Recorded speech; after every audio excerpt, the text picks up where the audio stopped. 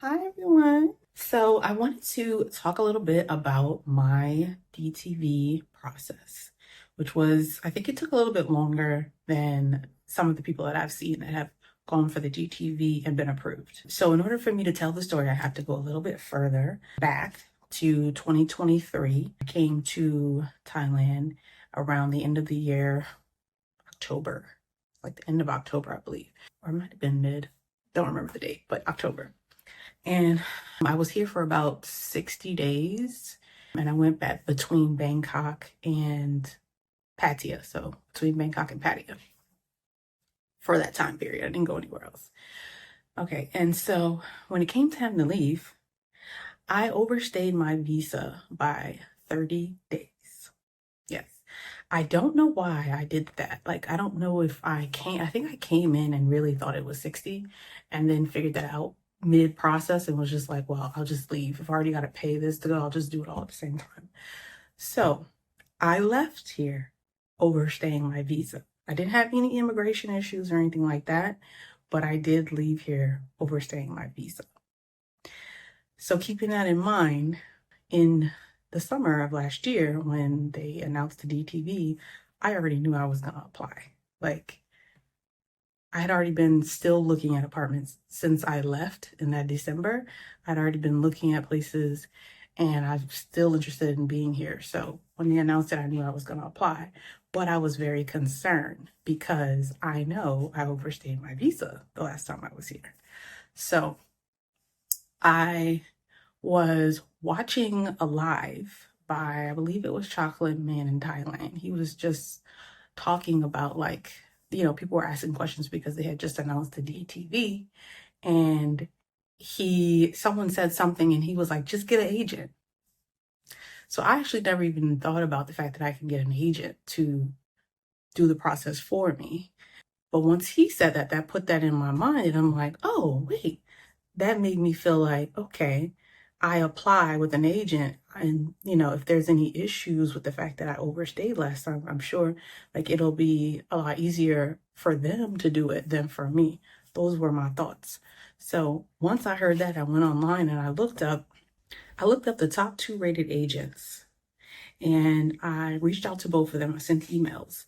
One of them responded. No, I think both of them did, but one in particular responded and they were very responsive. They sent me like a list of the items that I would need and like they were constantly like answering questions that I had. And so I decided that I was going to go with them. But I knew I still needed to get my passport because I had lost it when I had came back the previous year. So I told them that and I was asking, because I knew that would take a little bit of time, asking them what type of documents I need. I was asking questions as I was trying to do the digital nomad visa. They were telling me the things and the items that I need to have. Okay, so I started getting those ready and finally I got my new passport. And when I was ready, this was a couple of weeks. I sent the email and I sent them all information, copies of everything. And I said, here's all my information. I would like to move forward now. Now, agents have a fee. So I would be paying them with the fee and the amount that it would cost for the visa. So during that time span of like the few weeks that happened where I was gathering all the information, they announced you can apply digitally. So initially it wasn't like that. So when they made that announcement that you can apply digitally, and I really was like, man, I could just go do it myself. But at the same time, I'm concerned because of the overstay. So I went ahead on and I waited. When I sent that email, they responded back to me saying, basically, can you send your tax returns? And I said, why do I need to send tax returns? That's not it's not a requirement it's not listed that you need tax returns in the requirements. And I've been asking for weeks and this has never been mentioned to me that I need tax returns. And then that's when they told me, well, you don't need them, but usually sometimes they ask for them. So we like to have it prepared and ready.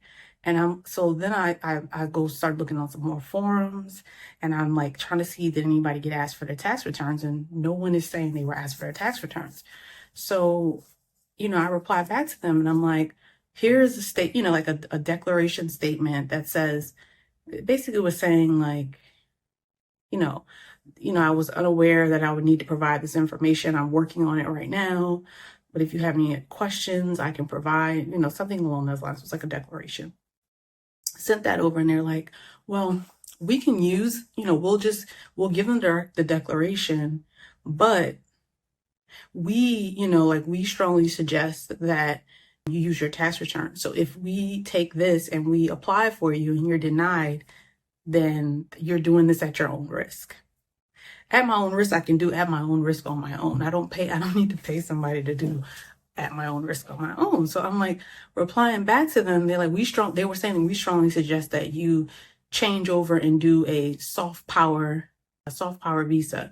And they're the soft power Thai visa. And they're like, we can get a certificate for you or like an acceptance letter for you for, I believe it was 15,000 baht. Let me go check. So what was said was, with this case, there is a high chance the application could be rejected if the customer doesn't have income tax proof, especially since the Thai embassy in the United States may see this as essential for showing financial stability and business legitimacy. However, we can also try with your letter of declaration, but I cannot confirm the result. Further, we can also recommend for other categories such as Muay Thai, Thai cooking class, or medical treatment. These categories do not get required for income tax at all.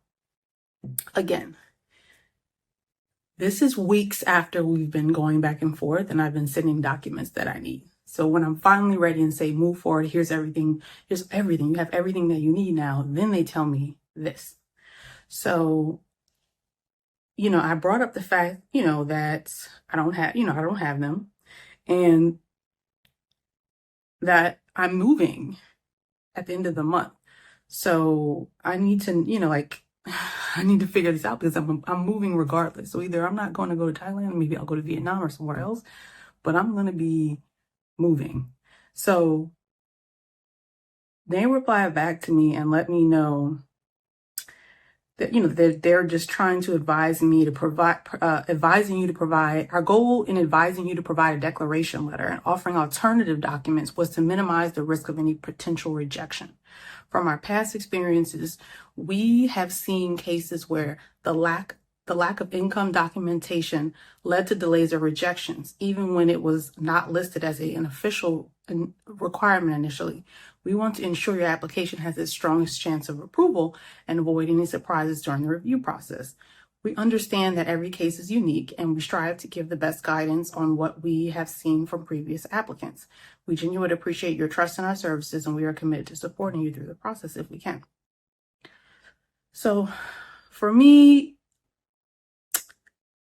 that was a little disappointing because if I would have known that initially, that means I would have had like a month's time to prepare and get the tax returns ready.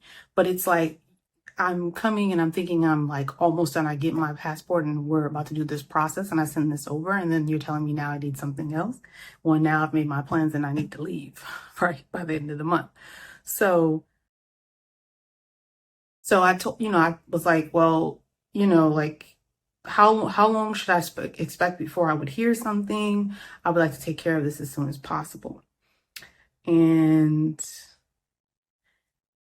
they reply back regarding the latest email, the applicant's response without specific question or answer. So we are not sure if the applicant would like to continue processing. This is their email they sent to me, so I'm guessing it's between them and someone else.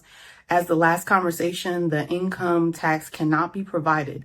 So we suggest for applying in other categories such as Muay Thai, Thai cooking class, or medical treatment.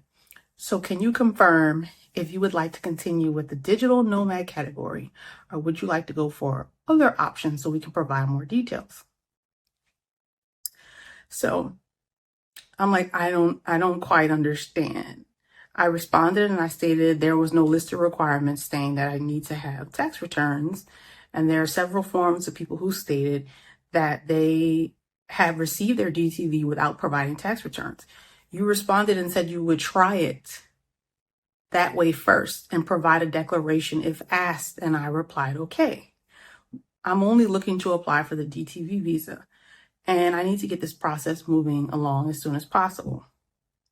They replied back and said, as we said, the income tax can be random asked by some Thai embassy, and without it, we can provide the declaration statement you sent if it was asked. If you agree to take a risk of rejection, then we can move forward. Okay. So that's when things change for me, because I'm paying you because I'm trying to get this done, and I'm hoping that, it'll get approved, and you're basically saying, hey, we'll put it through like this, but this is not what we're suggesting. But that's aside from what we talked about for the past month. So I replied back and I said, that I needed to move by the end of the month. And, if this isn't going to work because of the tax return situation, then I'll probably have to try to seek somewhere outside of Thailand. I said, I don't have any proof of Muay Thai or cooking school. So, how is this a possibility? I need to move forward as soon as possible. They replied back, if you want to go for the Muay Thai option, we can contact the school to issue the acceptance letter for 15,000 baht. But if you would like to go for your company document, we can start it now too. So they're saying they could still go forward with what I have. I don't have any interest in Muay Thai. I just don't. So paying 15,000 baht for something I'm never going to use or go to doesn't sound like the best idea for me. I replied back to them and said, is there an option for cooking school part-time? I don't want to pay 15,000 baht for Muay Thai and never take advantage of it. And that's when they reply back and says, yes, you can buy actual cooking class as well. The course fee is around 45,000 Thai baht for 2 weeks class program. Okay. So once I got that message, that was it for me, because I'm going to pay you to do the visa process for me and pay for the visa. And now a month later, you're telling me that I should not go with the digital nomad visa option and go with this option with the classes. And now you're saying I'm going to pay 45,000 baht. Okay. So initially I wasn't expecting that I would have to pay that. So the way I see it, I was like, you know what? At this point, the application is digital. They've changed what they said that I need to provide when I gave them all the information about me prior. And I'm like, I might as well just take my chances and apply on my own. So I've looked and I found a Thai cooking school, which I found a wonderful and excellent Thai cooking school. So if you guys have any questions about that, feel free to email me and I can send you the information. But yeah, so I found a Thai cooking school. They quoted me and I sent them a deposit, and then they sent me an acceptance letter. I put that together and I went online and I applied for my visa. So I applied for the visa on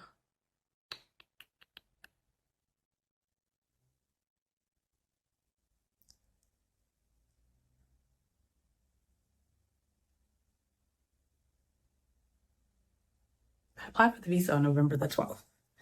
So I did not have any tickets yet. I knew I was going to leave in December, but I, was trying to wait to see how many days it would take for me to get approved before I purchased my ticket. So I put on there leaving in December. So December comes around, getting close to the day of I buy a ticket, getting close to that day. Now, keep in mind, I'm reading on all the forums that it's taking 7 days, 4 days, 5 days, 1 week. 1 week's max is pretty much all I've seen online. So here we are, November the 12th, I apply. Weeks later, we're getting close to December the 12th, and I still haven't heard anything yet. So I was very concerned. So the day before my flight was scheduled to leave, I went down to the embassy, and it was a Thai holiday, so they were closed. Yes, Thai holiday, and they were closed. So I ended up having to reschedule that flight or cancel it. And I went there the next day and back to the embassy, and I told them my situation. I said that, I had a flight that I was supposed to catch, but I'm trying to find out what the status is on my application. I hadn't heard anything. They were very, very, very nice. So, in fact, she mentioned, I told her that I'm just trying to get an idea. I want to try to buy my new ticket as soon as possible because they're going for like $1,000 for a one way. And she was like, I wouldn't buy that. But that's how much they were, because I'm assuming it's because it was close to New Year's. So she went and looked for my application information, and then she told me, well, you put on your application, I think she said I put on my application like December the 20th or something like that, which I was doing that to give myself enough time. If they're saying that, if I know I overstayed, if they're saying that they could ask for additional stuff, like if that's a possibility, I want to give myself enough time. So I'm giving myself, and I put that date for a reason. But it turns out they're approving your application based on the date you say you're leaving. So if you say you're leaving a month and a half from now, they're not going to send you your visa ahead of time.